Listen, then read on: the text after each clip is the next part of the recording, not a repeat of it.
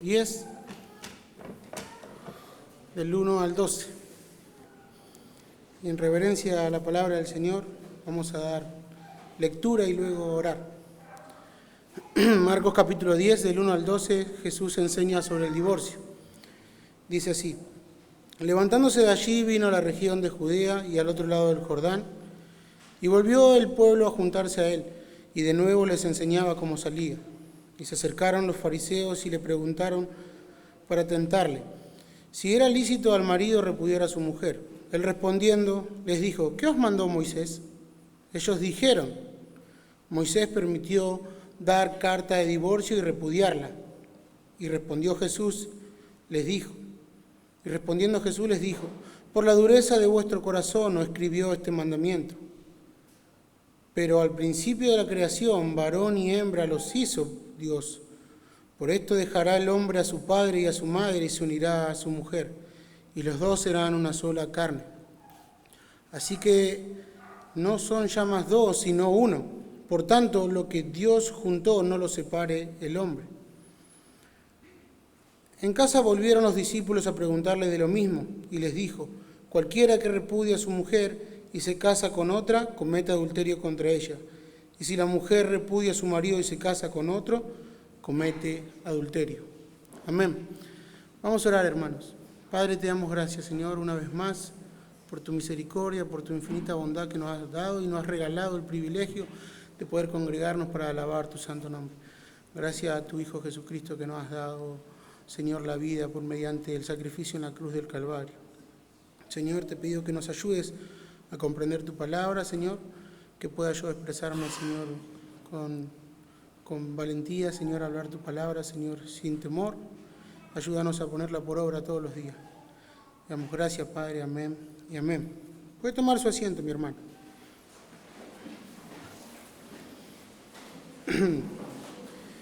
Y como decía el pastor, el pasaje en cuestión, Jesús enseña acerca del divorcio. Es un tema difícil de predicar, es un tema difícil más en estos días. Y si pudiera yo elegir algún texto, no elegiría predicar esto, pero gracias al Señor y gracias como nosotros llevamos Marcos es versículo a versículo, y no obviamos ninguno de estos versículos para poder expresarlo y compartirlo. Así que es todo un desafío para mí poder compartir esta palabra. Y aquí donde veremos a nuestro Señor Jesús nuevamente rodeado de multitudes, Él siempre está compartiendo aquí la palabra del Señor, siempre está predicando el Evangelio, como nos indica el texto.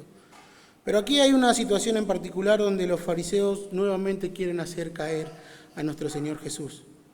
¿Y sabe qué es lo hermoso de todo esto? Que a pesar de que han pasado miles de años, la palabra es una sola, ¿no? Y ha sido un pilar en nuestra vida y en la vida de cada uno de los creyentes. Y el Señor vuelve a traer esa palabra que se dijo desde el principio, desde el Génesis, a la sociedad que estaban viviendo los fariseos ahí, que ellos habían olvidado el mandato de nuestro Señor Jesús acerca del matrimonio. Hoy está muy susceptible el tema del matrimonio, pero sabemos que la palabra del Señor es una sola y permanece para siempre. Amén. Así que nuestro Señor responde esta pregunta con la palabra del Señor. Y aquí hay un contexto histórico donde se habla de este tema. Tenemos a un rey Herodes que estaba cometiendo adulterio, estaba cometiendo incesto también, acusado por Juan el Bautista. Esto nos declara Marcos capítulo 6, si usted después quiere buscarlo, en el 6:14, cuando Juan es asesinado, decapitado. Por declarar la verdad, por predicar la verdad, Juan Bautista es asesinado por esta verdad. Y esto es el costo de seguir a Cristo, por proclamar la verdad. Eso es alguna aplicación para nosotros. Pero lo que veremos aquí es lo que mantiene el matrimonio, que es un amor cimentado en Dios. La Biblia nos enseña, y Marcos también lo declara, que el que quiere ser discípulo de nuestro Señor Jesús debe tomar su cruz todos los días y seguirlo, negarse a sí mismo, dice la palabra. Y eso es lo que el matrimonio es, a veces negarnos a nuestros propios placeres egoístas, es negarnos todos los días. Y nuestro versículo 2, para arrancar con nuestro texto, dice que se acercaron los fariseos y le preguntaron para tentarle si era lícito al marido repudiar a su mujer. Aquí hay una pregunta con una mala intención, pero ¿sabe qué? Ellos se van a llevar una gran sorpresa. E incluso esta sorpresa que se llevan ellos y la palabra que dice el Señor nos aplica a nosotros hoy en día. Usted verá que hoy en día el matrimonio usted habla de hablar de la palabra al matrimonio, el mundo lo entiende como la esclavitud del hombre y la mujer. Como que no entres al matrimonio porque vas a ser esclavo del matrimonio. No entres al matrimonio es como si estarías entrando a la muerte misma. Como que es un peso hacia la libertad. Incluso hoy en día menos personas se casan y más personas se divorcian a causa de una sola cosa, y que es el duro corazón que nuestro Señor lo declara aquí, del ser humano. El amor por uno mismo. Usted sabrá que hoy en día la televisión, las telenovelas, incluso Hollywood en las películas ha distorsionado la realidad, lo que es la familia, lo que es el matrimonio. Esto ha traspasado la pantalla y ha tomado a familias enteras a creer lo que la televisión les dice, o a creer lo que Hollywood les dice, lo que es el matrimonio. El mundo, la sociedad de hoy en día ha dado a ambos el beneficio solamente de las personas del uno al otro, pero no le ha dado la responsabilidad, no le ha dado el cuidado que deben tener el uno al otro, y mucho menos el respeto. Por eso, mi hermano, el paso al matrimonio para los jóvenes y para los que estamos casados es algo muy serio delante de los ojos del Señor, la cual nosotros debemos prestarle atención con mucho detenimiento. No solo los derechos que tenemos en el matrimonio, sino también a estas responsabilidades, y también en Cristo, porque el mundo lo ignora. El mandato el peligro que corre es destruir lo que Dios unió. Pero ¿qué pasaba en ese entonces? ¿Por qué los fariseos estaban haciendo esta pregunta? Cuando los fariseos tentaron al Señor con estos, ellos solo se estaban enfocando en buscar sus propios derechos. Ellos estaban buscando una oportunidad para poder pecar. Y lo que hacían ellos era rechazar a su mujer tratándola como un objeto descartable, de poder usarla y dejarla. Cuando ellos vieran algo que no les gustase de su esposa en aquel momento, ellos buscarían esta carta de divorcio y poder darla y así repudiarla, desecharla. Eso es lo que buscaban los fariseos. Eso es lo que enseñaban. Eso es lo que decían que Moisés le había permitido dar esto. Pero ellos lo sacan de Deuteronomio 24, capítulo 24, versículo 1. Pero ¿sabe qué, mi hermano? En ninguna parte de la ley, como los fariseos enseñaban en aquel momento, se alienta el divorcio en las Escrituras. El pasaje en cuestión reconocía lo que estaba pasando en ese momento, que por el duro corazón de las personas se separaban. Por la dureza de su corazón buscaban desechar a sus esposas. ¿Qué es lo que regulaba el dar carta de divorcio, lo que decía Moisés? Regulaba la reputación de la esposa para poder volver a casarse.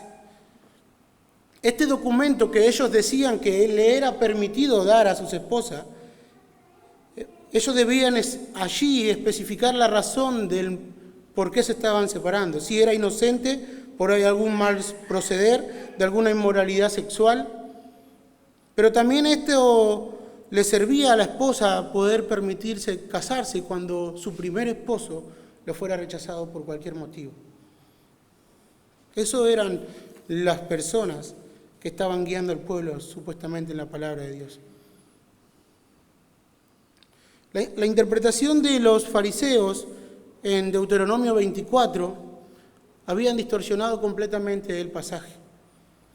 Ellos estaban enseñando que el divorcio estaba permitido bajo cualquier motivo, citando algunos como sucesos triviales como que la esposa cocinara mal. Mi esposa cocina mal, carta de divorcio, me separo. No se ría, mi hermano. O una cosa más grave aún, que encontraran otra mujer más deseable y poder rechazarla, carta de divorcio. Siempre y cuando ellos pudieran armar este documento legal y entregarlo, podían separarse, porque le era permitido según Deuteronomio 24, pero no es así. Ahora, lo interesante que está pasando aquí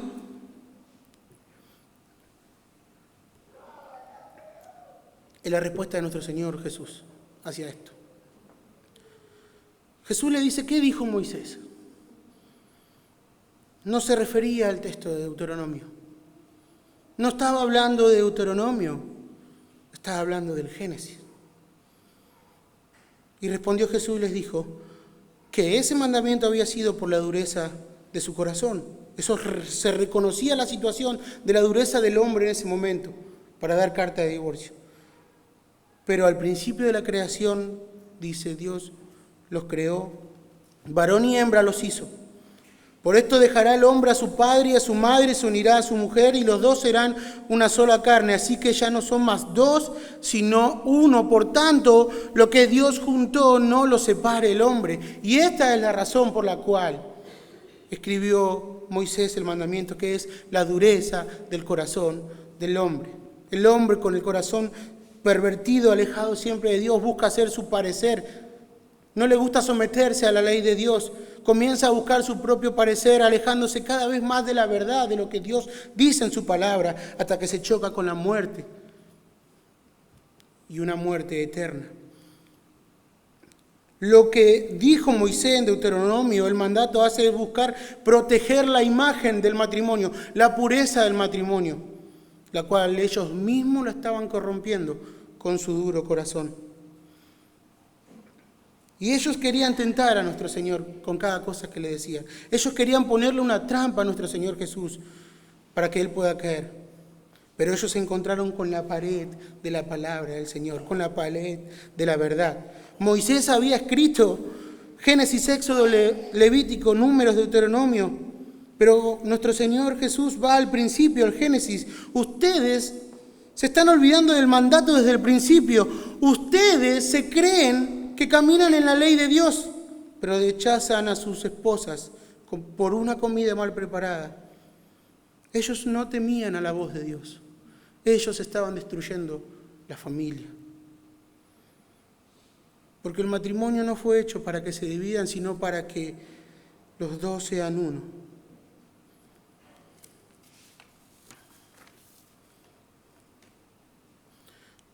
Puede ver usted como así como Juan el Bautista, así como nuestro Señor los confrontaba con la palabra. Ellos buscaban esa interpretación, no fueron al Génesis, fueron a Deuteronomio, porque ellos pudieran interpretar que le era lícito hacer esos pecados. No era lícito. Solo buscaban un beneficio propio para poder estar al límite de una situación y poder pecar. Como el caso de la mujer adúltera. Allí en Juan 8, ellos ya estaban por apedrear a la mujer por haber cometido el pecado de adulterio. Pero Jesús no irrumpe en ese momento para que no se cumpla la ley, sino que dijo que arroje la primera piedra aquel que esté libre de pecado. Y ellos, acusados por su conciencia, se fueron. Ellos usaban la ley solamente para un beneficio propio, no para glorificar a Dios. Porque ¿dónde estaba el hombre que había pecado con la mujer? ¿Dónde estaba? ¿Dónde estaba el adúltero allí para ser confrontado con su pecado? Eran hipócritas. Pero aún así el Señor no dejó pasar el pecado de la mujer. Vete y no peques más. Vete y cambia tu vida. Vete y no peques más.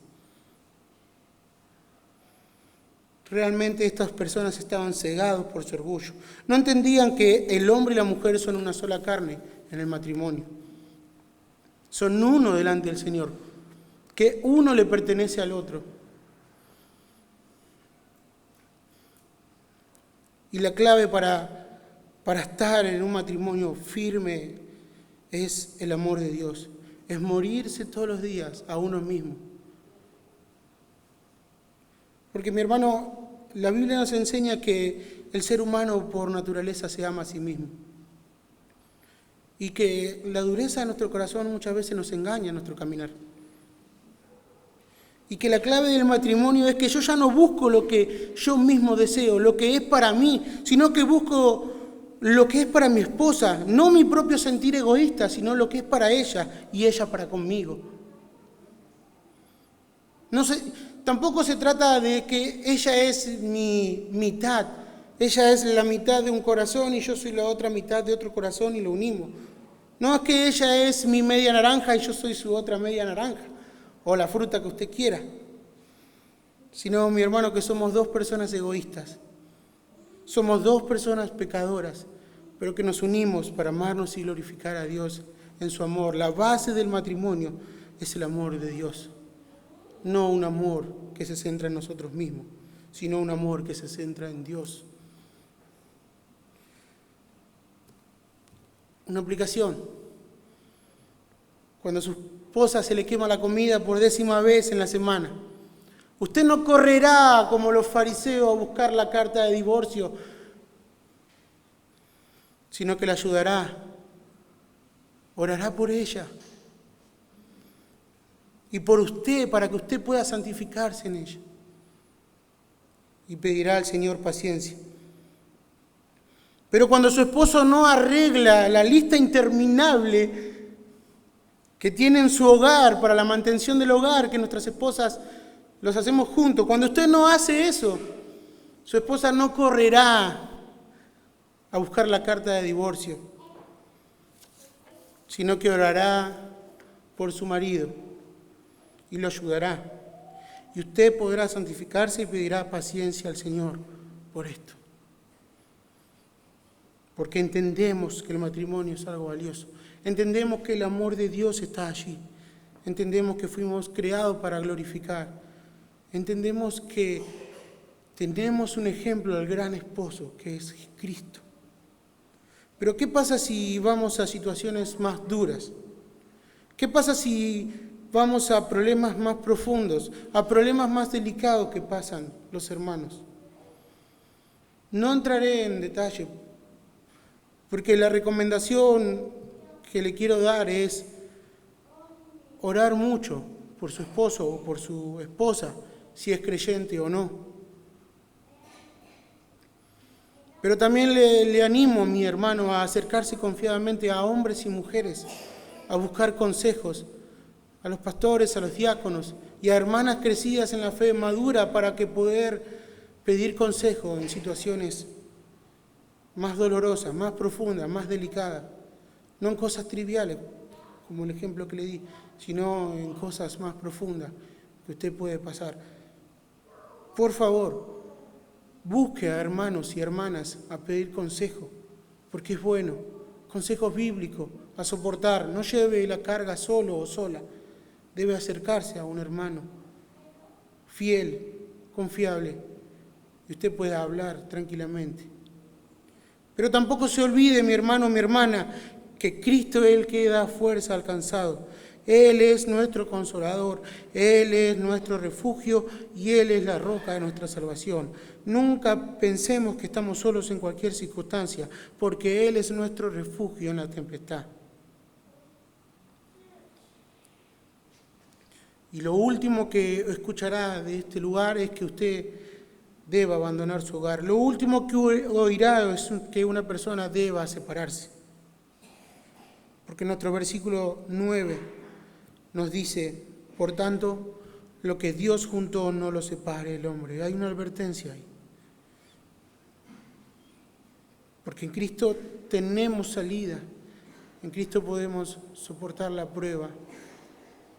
Porque con nuestra conducta cambiaremos a nuestras esposas o esposos. Pero animo, mi hermano, busque a hermanos confiables. Versículo 10. En casa volvieron los discípulos a preguntarle lo mismo. Y le dijo, cualquiera que repudia a su mujer y se casa con otra, comete adulterio contra ella. Y si la mujer repudia a su marido y se casa con otro, comete adulterio. Porque aquí lo interesante en este versículo es que los discípulos que habían escuchado de esto volvieron a repreguntarle lo mismo, como que se habían asombrado de que él dijera estas palabras. Porque en esta sociedad donde ellos estaban viviendo era algo normal.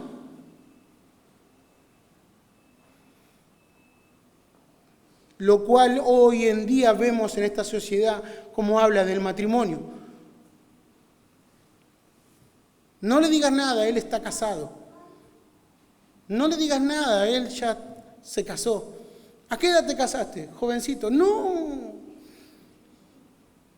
Lo que te perdiste, no nos hemos perdido de nada. No nos hemos perdido nada. El mundo no toma en serio lo que Dios formó.